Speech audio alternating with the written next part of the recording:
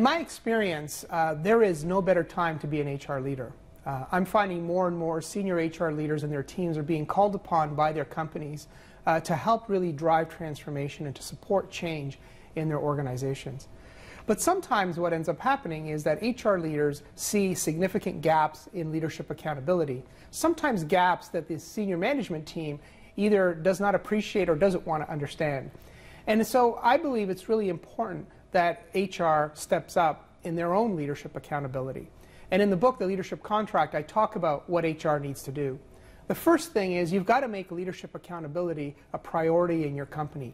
Our global research finds 72% of companies worldwide believe leadership accountability is critical, while there's only 31% satisfaction rate.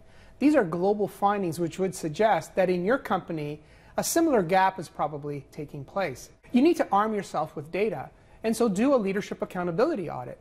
Find out where the executive team is thinking about leadership accountability, because what we find is every senior executive, every CEO is desperately trying to drive greater accountability among leaders. So have that conversation with that management team.